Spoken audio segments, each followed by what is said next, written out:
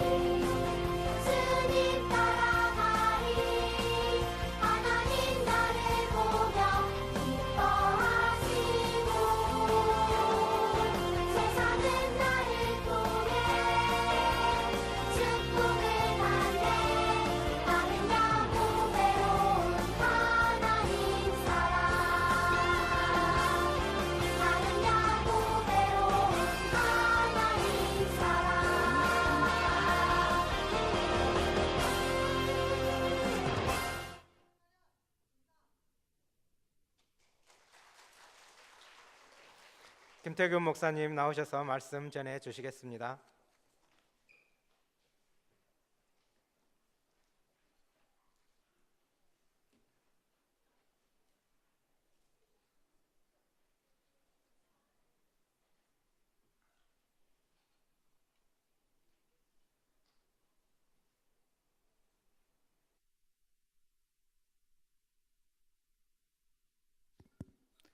오늘 솔로몬에 대한 말씀을 나누고자 합니다.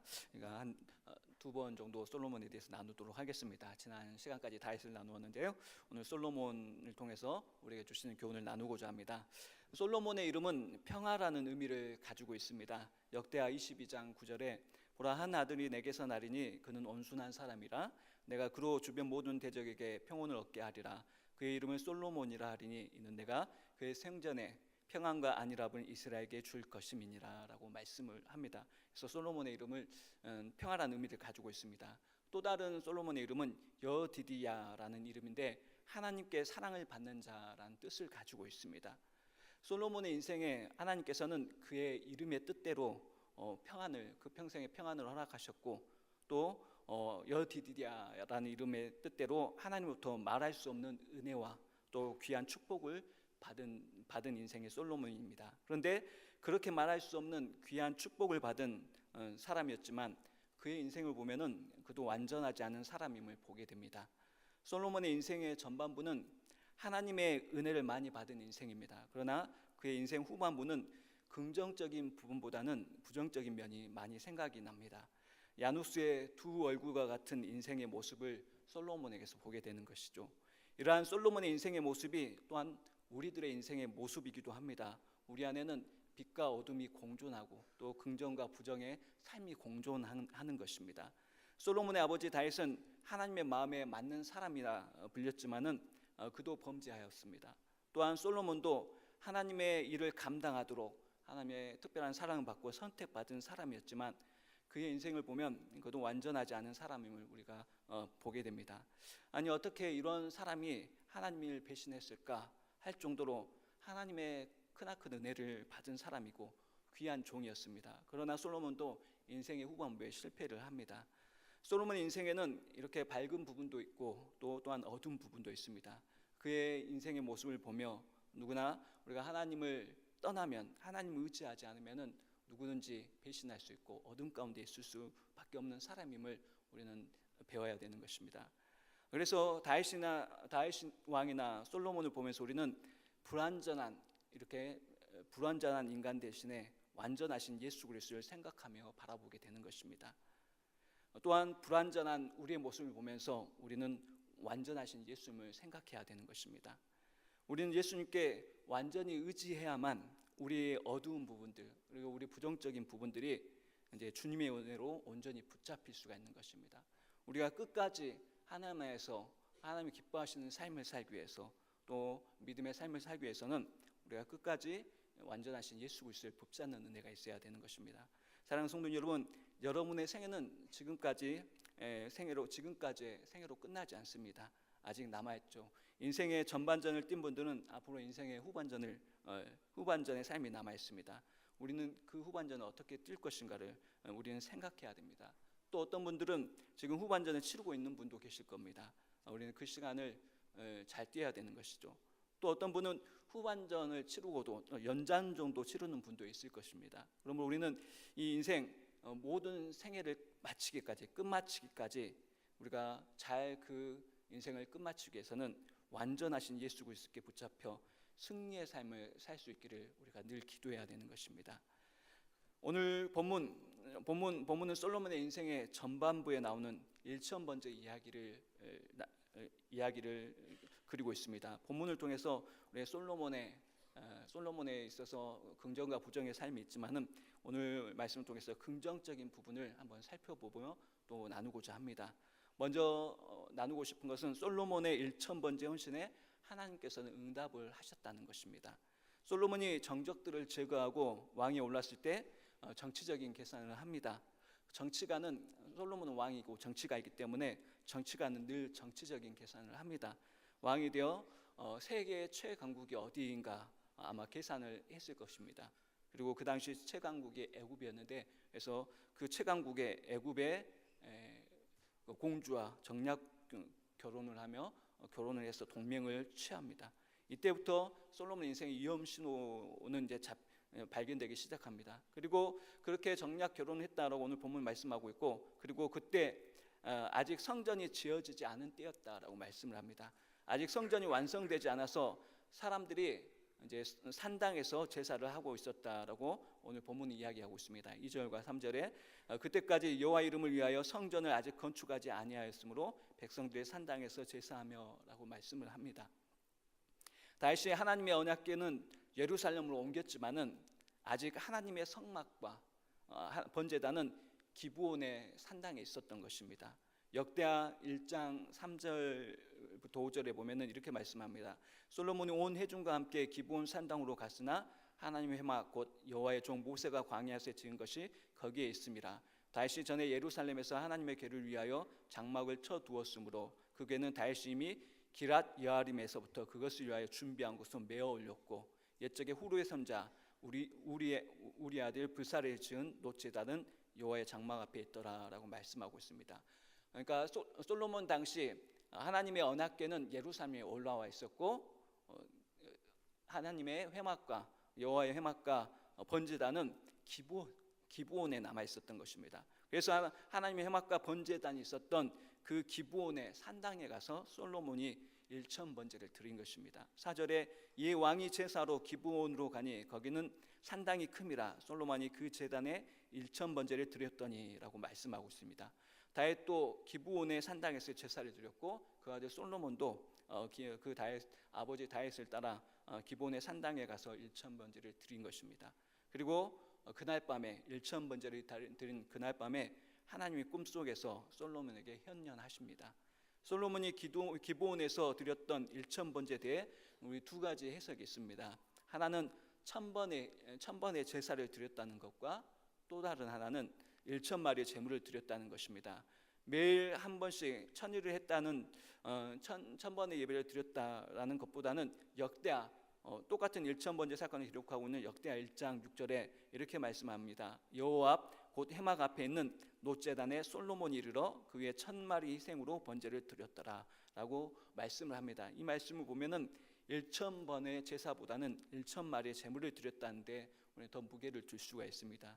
그리고 성경은 1000번제를 드리고 그날 밤 그 밤에 꿈으로 나타났다라고 말씀을 하고 있습니다. 그러므로 오랜 시간 드렸다는 것보다는 1000마리 희생을 제물로 드렸다는 것을 해석하는 것이 좀 더 타당할 것 같습니다. 솔로몬이 드린 1000번제에서 우리가 생각해야 할 것은 이런 1000번의 제사를 드렸는가 아니면 1000마리 희생을 드렸는가 구분하는 것이 중요한 것이 아닙니다. 1000번제 속에 있는 그 솔로몬의 마음을 우리가 읽어야 될 줄 믿습니다. 1000번제를 드리고 그날 밤에 하나님께서 나타나셨다는 것은 솔로몬의 1000번제를 하나님이 받으셨다는 것입니다. 1000마리를 잡아 다 각을 두고 번제를 드려야 하니까 제사장들도 굉장히 힘들었을 것이고 그 예배에 참여하는 솔로몬도 힘들었을 것입니다. 이렇게 힘든 과정을 정성을 다 들여 예배를 드린 것입니다. 1000번제를 드린 것입니다. 그리고 하나님께서는 그 밤에 솔로몬의 꿈에 나타나셨습니다. 이것을 신현이라고 합니다. 하나님께서 꿈에 나타나셨습니다. 요즘은 하나님은 꿈을 사용하시기도 하고 안 하시기도 합니다. 꿈꿨더니 이렇다라고 말하는 말 너무 신뢰하지 마시기 바랍니다. 맞을 수도 있고 안 맞을 수도 있습니다. 꿈보다 더 정확한 것이 있는데 그것은 성경입니다. 성경으로 우리는 분별해야 되는 것이죠. 진짜 확실한 것은 성경입니다. 우리는 이 솔로몬의 일천번제를 보면서 기억해야 할 것이 있습니다. 하나님이 그냥 나타난 것이 아닙니다. 하나님이 그냥 나타난 것이 아닙니다. 오늘 본문에도 1000번제를 드렸더니 꿈에 나타나셨다라고 말씀을 하고 있습니다. 그렇다고 우리가 1000번의 제사를 드리거나 또 1000마리 희생을 드리면 나타난다는 의미도 아닙니다. 여기서 우리가 배워야 할 진리가 있는데 그것은 1000번의 제사를 드리듯이 또 1000마리의 희생을 드리듯이 살아계신 하나님을 향하여 집중하고 있는 모습을 우리는 본받아야 되는 것입니다. 하나님의 중심을 향하여 찾고 두드리고 구하는 모습, 이것이 솔로몬에게 있었던 것입니다. 1000번째에 들어있는 하나님을 향한 헌신을 마음에 우리가 새겨야 되는 것이고 배워야 되는 것입니다. 그렇게 할 때 하나님은 가까이 오시는 것을 우리가 오늘 본문을 통해서 알 수 있습니다. 그렇게 전심을 다해 기도하고 예비하면 하나님이 가까이 오는 것을 경험하게 되는 것입니다. 이러한 은혜가 여러분 가운데 있기를 기도하겠습니다. 우리는 기도를 많이 하면서 더 가까이 오시는 하나님을 경험하게 됩니다. 또 금식하면서 하나님을 더 가까이 경험하게 됩니다. 그것이 하나의 어떤 율법으로서가 아니라 내가 드리는 나의 최선으로서 육신이 먹어야 할 모든 영양분을 단절하면서도 하나님을 찾는 그런 중심을 하나님께 드려야 되는 것입니다. 내가 금식했다, 내가 철야기도 했다라는 율법주의가 아닌 것입니다. 음식을 끊고서라도 또 밤을 새서라도 하나님 앞에 가야겠다는 정성스러운 마음을 하나님께서는 받으신 것입니다. 이렇게 드리는 정성스러운 마음을 하나님은 보시고 그 가운데 하나님께서는 자신을 나타내시고 드러내시는 것입니다. 예레미야 29장, 우리가 잘 아는 말씀 29장 12절과 13절에 이렇게 말씀합니다. 너희가 내게 부르짖으며 내게 와서 기도하면 내가 너희들의 기도를 들을 것이요 너희가 온 마음으로 나를 구하면 나를 찾을 것이요 나를 만나리라 말씀하셨습니다. 또 마태복음 7장 7절과 8절에 이렇게 말씀합니다. 구하라 그리하면 너에게 주실 것이요 찾으라 그리하면 찾아낼 것이요 문을 두드리라 그리하면 너에게 열릴 것이니 구하는 이마다 받을 것이요 찾는 이는 찾아낼 것이요 두드리는 이에게는 열릴 것이냐라고 말씀하고 있습니다. 이렇게 찾고 두드리고 구하는 자에게 하나님은 그분의 모습을 밝히 보여주시는 것을 우리가 오늘 본문을 통해서 발견해야 되는 것입니다. 무언가를 얻기 위해서가 아니라 하나님을 향한 진정성 있는 헌신을 우리가 가지고 나갈 때 하나님은 그분을 나타내 주시는 것입니다. 사랑하는 성도 여러분, 우리가 하나님을 향해 우리가 너무나 게으르지 않는가? 하나님을 찾고 두드리고 구하는 그 일에 있어서 우리가 너무나 게으르지 않는가 하는 생각을 해봅니다. 구원받았다고 또 우리가 하나님의 은혜를 받았다고 하나님을 향해서 하나님을 찾고 두드리고 구하는 그 일에 대해서 우리가 게을러서는 결코 안 될 것입니다. 하나님을 향한 열심을 우리가 더욱 내시는 우리 반석교회 성도님 될 수 있길 바라겠습니다. 그때 하나님은 자신을 나타내 보이시는 것입니다. 두 번째로 우리가 솔로몬의 이 1000번째 통해서 우리가 얻을 수 있는 교훈은 솔로몬은 지혜를 구했습니다. 진정성 있는 헌신의 1000번째를 받으시고 하나님은 솔로몬의 꿈에 나타나 말씀을 하십니다. 5절에 말씀하고 있죠. 5절에 기브온에서 밤에 여호와께서 솔로몬의 꿈에 나타나시니라. 하나님이 이르시되 내가 내게 무엇을 줄고 너는 구하라. 내가 내게 무엇을 줄고 너는 구하라. 내가 무엇을 주었으면 좋겠느냐 물으십니다. 이 말씀을 보면 신약의 바디메오에게 찾아오신 예수님의 질문과 같습니다. 여리고의 소경 바디메오가 예수님이 가신다는 소식을 듣고 예수님을 향해 지나가는 예수님을 향해서 다윗의 자손 예수여 나를 불쌍히 여기소서라고 외쳤습니다. 주위에 많은 사람들이 꾸짖어 잠잠하라고 했지만은 더 크게 외치며 다윗의 자손이여 나를 불쌍히 여기소서라고 외치는 소경 바디모의 모습을 성경은 이야기합니다. 그때 마가복음 10장 51절에서 예수님께서 이렇게 말씀하시죠. 예수께서 말씀하여 이르시되 내게 무엇을 하여 주기를 원하느냐라고 예수님께서 묻습니다. 간절히 찾는 자에게 하나님이 그렇게 물으시는 것입니다. 그때 소경 바디메오가 예수님 제게 좋은 신부를 주십시오 라고 하면 되겠습니까? 바디메오는 또 바디메오가 아닙니다 먹을 것을 주십시오 라고 구하면 되겠습니까? 무엇을 바디메오가 구했습니까?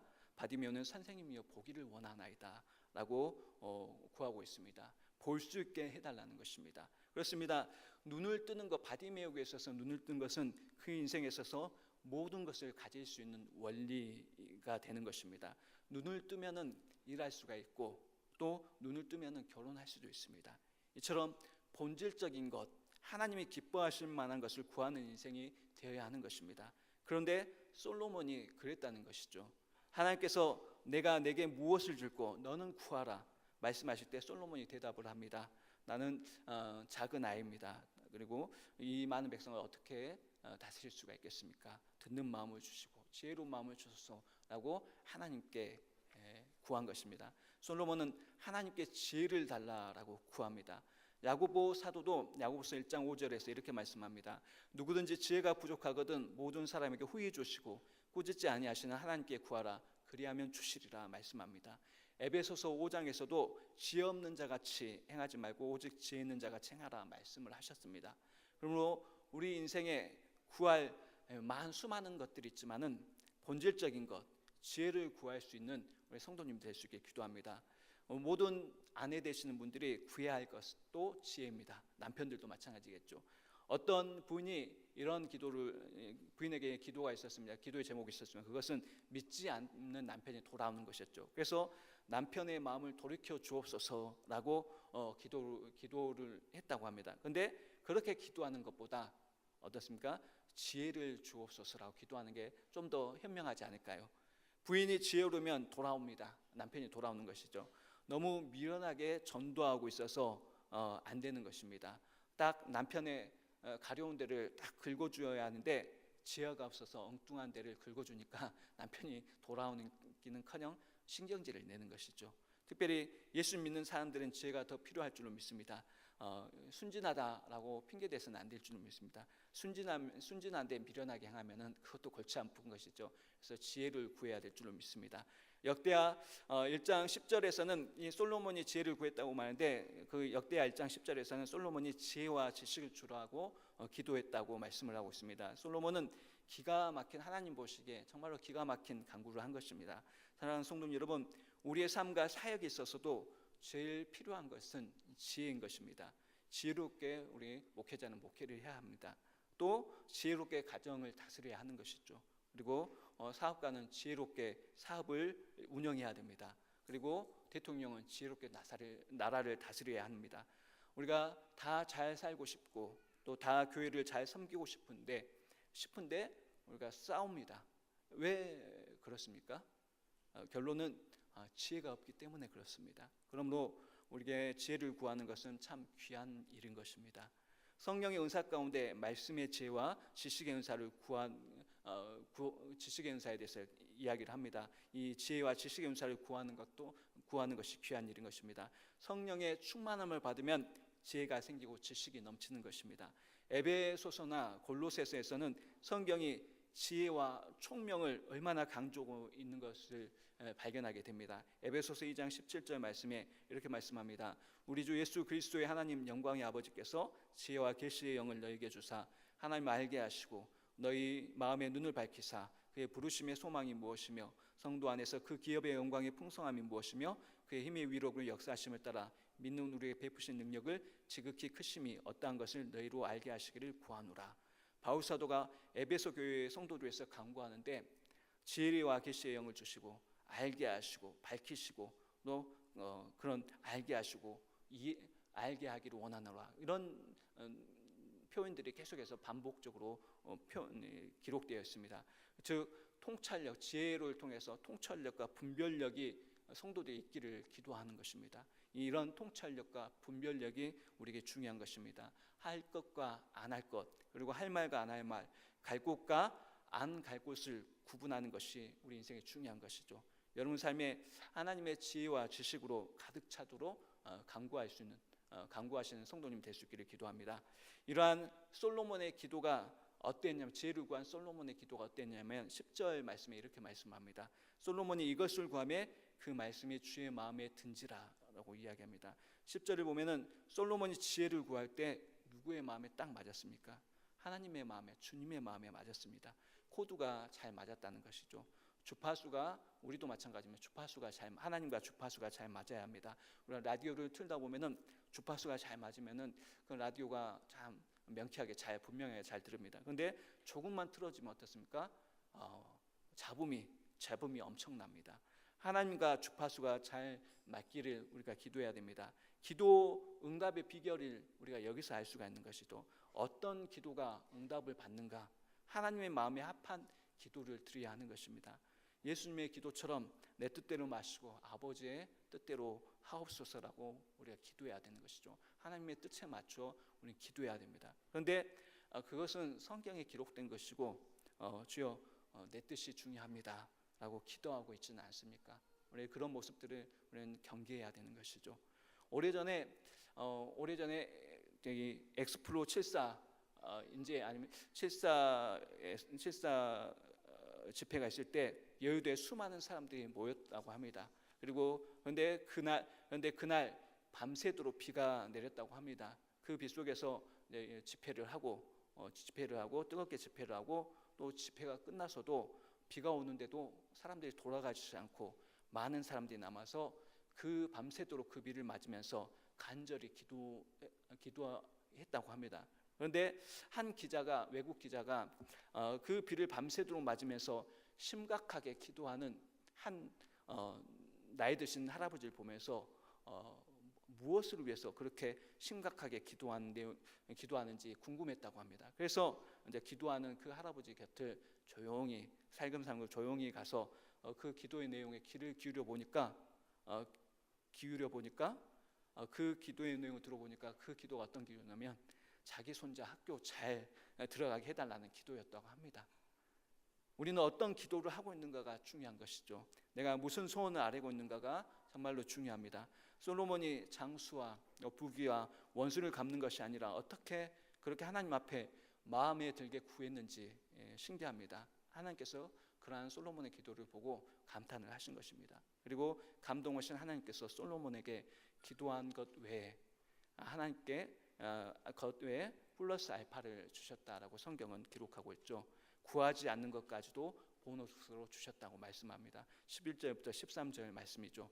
이에 하나님이 그에게 이르시되 내가 이것을 구하도다 자기를 위하여 장수를 구하지 아니하며 부도 구하지 아니하며 자기 원수의 생명을 멸하기도 구하지 아니하고 오직 송사를 듣고 분별하는 지혜를 구하였으니 내가 내 말대로 하여 내게 지혜롭고 총명한 마음을 주노니 내 앞에도 너와 같은 자가 없었거냐 내 뒤에도 너와 같은 자가 일어남이 없으리라. 내가 또 내가 구하지 아니한 부귀와 영광도 내게 주노니 내 평생의 왕들 중에 너와 같은 자가 없을 것이라 라고 말씀하고 있습니다.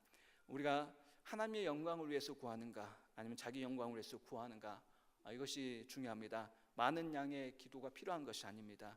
단 한마디라도 하나님 마음, 주님 마음에 합한 기도, 하나님께 영광을 돌리는 기도, 또 하나님 역사가 이루어지는 기도, 그런 기도를 들 때 모든 것을 주신다는 것이 오늘 솔로몬의 기도를 통해 우리에게 주시는 교훈인 것입니다. 그래서 하나님께서는 우리에게 주님이 우리에게 무엇을 줄 것인가 물을 때 우리가 무엇을 구해야 될지 알려주셨습니다. 그 중에 하나가 지혜죠. 지혜. 하나님의 지혜와 지식을 충만하게 해달라고 기도하는 여러분 되셔야 되는 것이고, 또 솔로몬이 자기 뜻대로 내 뜻대로 기도할 때는 하나님께서는 그것만 주시지만은 하나님의 뜻대로 기도할 때, 하나님 마음에 맞는 기도를 할 때 하나님께 플러스 알파로 채워주신다는 것을 오늘 말씀 통해서 우리는 교훈을 얻습니다. 그래서 우리가 솔로몬의 그런 모습들을 본받기를 원합니다. 그리고 이제 더 생각해 볼 것은 솔로몬은 사명을 위해서 기도했다는 겁니다. 이것이 오늘 여러분과 나누고 싶은 것입니다. 여러분이라면 무엇을 구하시겠습니까? 하나님께서 뭐 해줄까라고 물으신다면 여러분 무엇이라고 대답하시겠습니까? 솔로몬처럼 지혜를 구하시겠습니까? 지혜를 구하는 것 본질적인 것이기 때문에 참 우리가 구해야 될 것입니다. 그러나 하나님께서 물으실 때 솔로몬이 듣는 마음, 지혜를 구해서 하나님의 마음에 맞았다. 그래서 그 지혜에 플러스 알파를 주셨습니다. 그런데 우리가 그것에 집중하기보다는 좀 더 이 솔로몬의 기도의 내용을 좀 더 유심히 살펴볼 필요가 있습니다. 여기서 솔로몬의 참 귀한 모습을 몇 가지 발견하게 되는데, 기도의 모습 속에서 솔로몬의 기도의 내용에는 감사가 있었습니다. 기도 응답의 비결 중에 하나 감사인 것입니다. 하나님께서 무엇을 줄까 물으실 때 솔로몬의 첫 대답은 이렇습니다. 6절에 솔로몬이 이르되 주의 종 내 아버지 다윗이 성실과 공의와 정직한 마음으로 주와 함께 주 앞에 행함으로 주께서 그에게 큰 은혜를 베푸셨고 주께서 또 그를 위하여 이 큰 은혜를 항상 주사 오늘과 같이 그의 자리에 앉을 아들을 그에게 주셨나이다. 이 말이 무슨 뜻입니까? 하나님 아버지 다윗 왕 때 저희 아버지 다윗 왕 때 잘해 주셨잖아요. 그리고 저에게 그 왕위를 주셨습니다. 솔로몬의 첫 반응은 무엇을 줄까라고 물으실 때 첫 반응은 무엇이냐면은 하나님 이것 주세요가 아니라 아버지 다윗 왕 때부터 얼마나 큰 은혜를 베푸셨습니까? 다윗이 얼마나 베푸셨습니까? 감사합니다. 그 기도를 한 것입니다. 다윗 왕이 얼마나 큰 은혜를 받았습니까? 목동이 왕이 되지 않았습니까? 또 다윗이 성전에 바친 예물이 엄청납니다. 그런 엄청난 부를 하나님께서 은혜로 주셨습니다. 또 그의 나라를 튼튼한 강국으로 만드셨고, 전쟁터 다윗이 전쟁터에 나가면은 뽕나무 위에서 걸어가는 소리를 들으면 이렇게 하라 저렇게 하라 하면서 지시하시면서 승리케 하셨습니다. 이렇게 큰 은혜를 주셨죠. 모두 은혜를 많이 부어주셨습니다. 솔로몬이 그 자기 아버지 다윗에게 행한 일에 대해서 솔로몬은 감사하고 있는 것입니다. 그래서 여러분 때의 은혜도 감사해야 되지만은 선조 때 베풀어 주신 은혜도 감사할 수 있는 지혜가 있기를 바랍니다. 그리고 솔로몬은 또 그를 아버지 다윗에게 베풀어 주신 은혜 감사했고, 또 자신을 왕으로 세우신 그 일에 대해서 감사했던 것입니다. 솔로몬이 자기 아버지 다윗에게 왕에게 주신 은혜를 감사하고 있던 이 태도를 우리가 배워야 되는 것입니다. 자기가 원하는 것을 먼저 말하기 전에 감사부터 하고 있는 것입니다. 저와 여러분의 기도에 이런 모습이 있기를 바랍니다. 하나님에 맞는 기도에는 감사가 있어야 됩니다.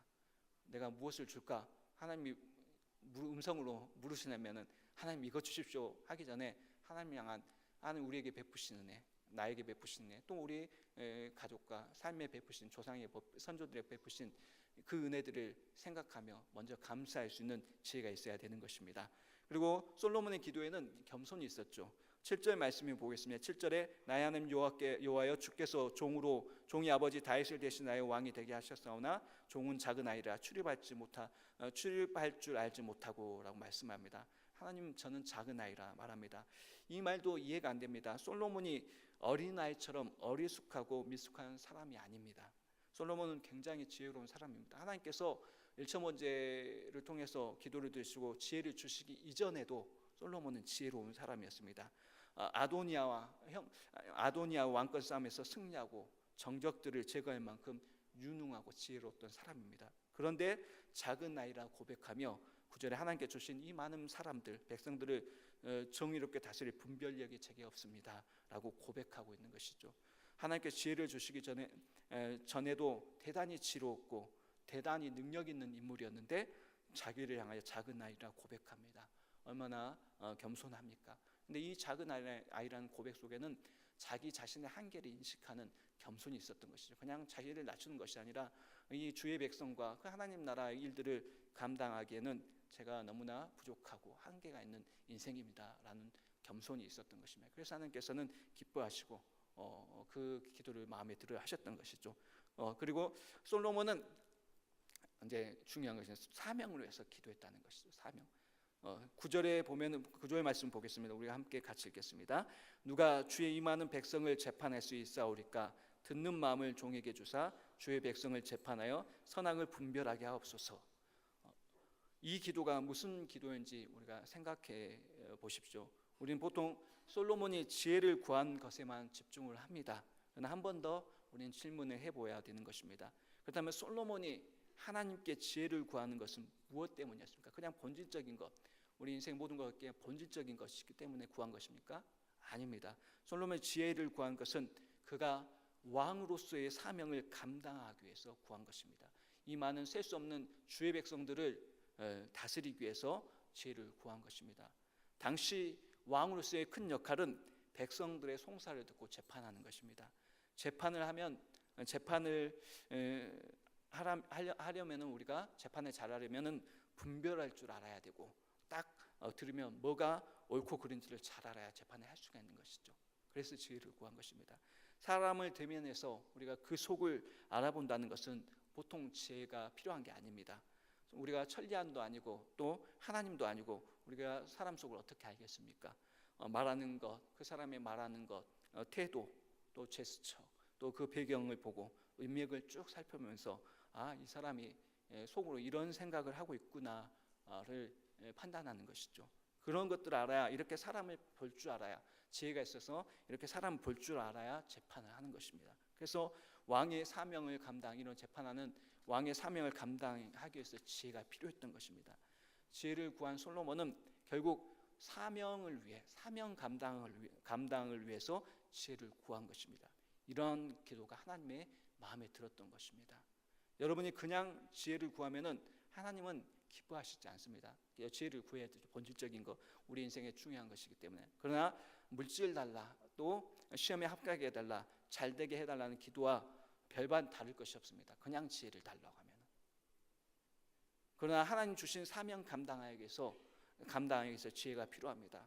지혜를 주옵소서. 사명 감당하기 위해서, 하나님 사명 감당하기 위해서 이것이 필요합니다 라고 기도하면은 하나님은 그 기도를 기뻐하시고 놀라운 응답으로 역사해 주시는 것입니다.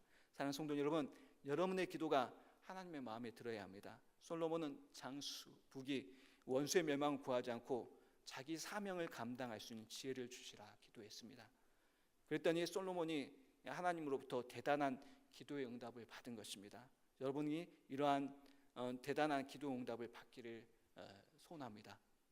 그러면 그렇게 해서 사명을 위해서 기도하는 인생이 되어야 될 줄 믿습니다. 아멘. 하나님의 마음에 맞는 기도는 바로 하나님의 이러한 대단한 응답이 있죠. 그래서 본문을 통해서 오늘 솔로몬의 2000번을 통해서 솔로몬이 지혜를 구했다라는 것도 있지만은 기도 응답의 비결이 무엇인가를 몇 가지 나누었었죠. 헌신이 있어야 되는 것이고, 또 감사가 있어야 되는 것이고, 겸손이 있어야 되는 것이고, 사명을 위해서 기도해야 됩니다. 이 중에 여러분이 마음에 가장 새길 것은 솔로몬이 사명을 위해서 기도했다는 것입니다. 솔로몬이 무엇을 줄까 물으실 때 내가 왕이 아닙니까? 왕의 사명을 감당할 수 있는 능력을 위해서 기도했습니다. 그렇다면 우리가 사명을 위해서 기도했다고 하는데, 그러면 사명이 무엇인가? 사명이 무엇입니까?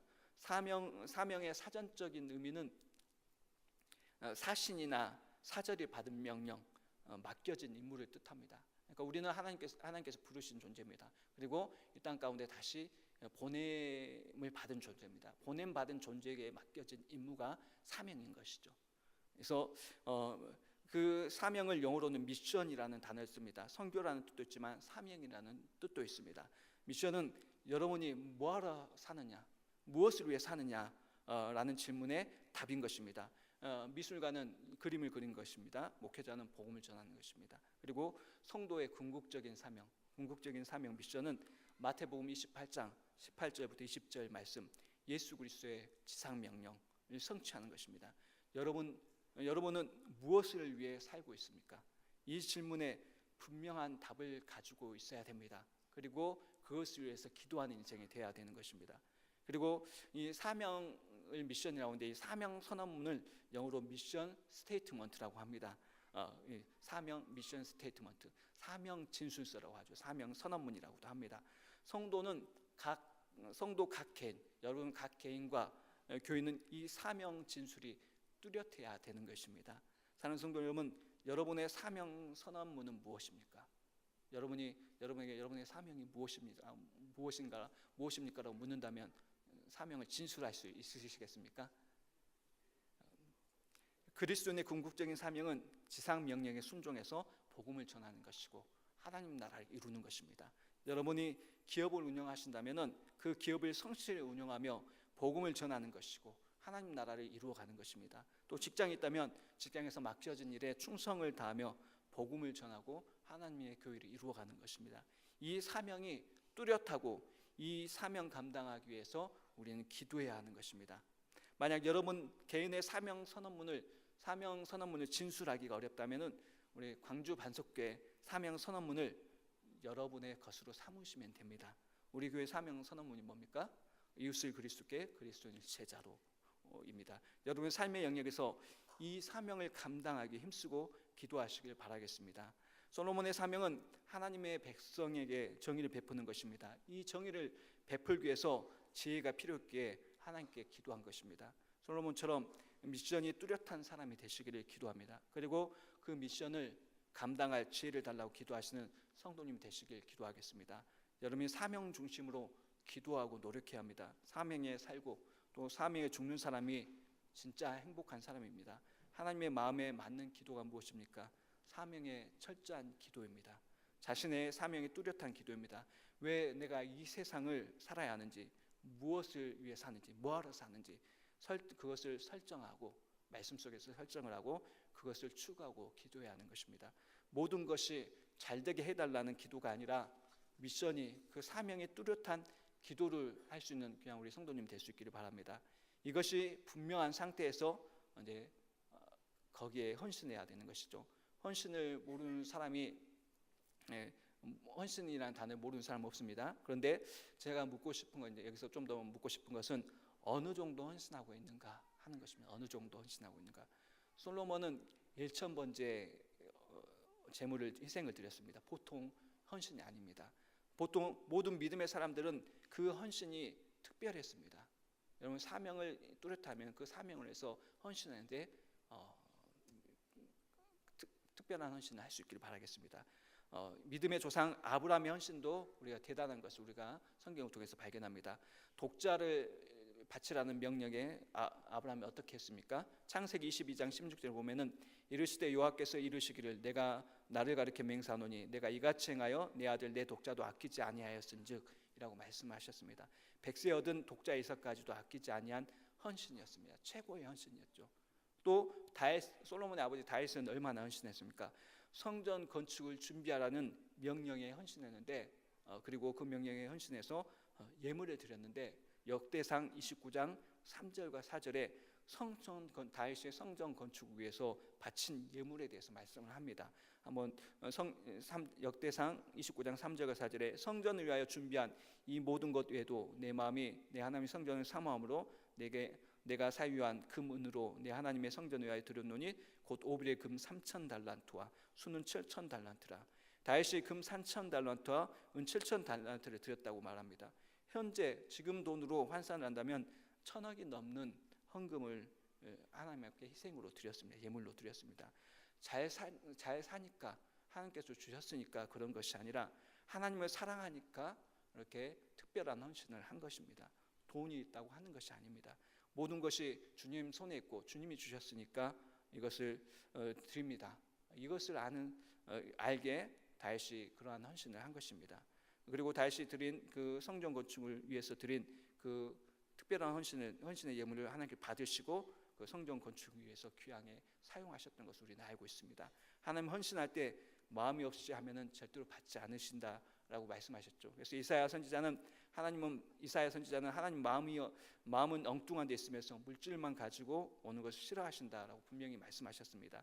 이사야 1장 11절과 13절에 여호와께서 말씀하시되 너희 무수한 재물이 내게 무엇이 유익하뇨? 나는 순양의 번제와 살찐 짐승의 기름에 배불렀고 나는 수송아지나 어린 양이나 수염소의 피를 기뻐하지 않으라. 너희가 내 앞에 보이러 오니 이것을 누가 너에게 요구하였느냐? 내 마당만 밟을 뿐이니라. 헛된 재물을 다시 가져오지 말라. 분양은 내가 가증히 여기는 바요 월삭 안식일과 대로 모이는 것도 그러하니 성에 아울러 악을 행하는 것을 내가 견디지 못하겠노라 말씀하셨습니다. 하나님은 마음이 없는 헌신은 받지 않으셨죠. 그러나 다윗이 성전 건축을 위해 드린 특별한 헌신은 그 예물에는 특별한 헌신이 들어있기 때문에 받으신 겁니다. 이처럼 다윗도 그의 평생에 특별한 헌신을 했습니다. 예수 그리스도는 솔로몬이나 다윗보다 훨씬 더 많은 헌신을 하신 분이십니다. 요한복음 10장 15절 말씀에 이렇게 말씀합니다. 아버지께서 나를 아시고 내가 아버지를 아는 것 같으니 나는 양을 위하여 목숨을 버리노라 라고 말씀하셨습니다. 이것보다 더 큰 헌신은 없습니다. 하나님께서는 이 헌신을 통해서 예수 그리스도의 이 헌신을 통해서 십자가의 구원의 능력을 베푸셨고 구원의 지혜를 우리에게 베푸셨다는 것을 기억해야 되는 것입니다.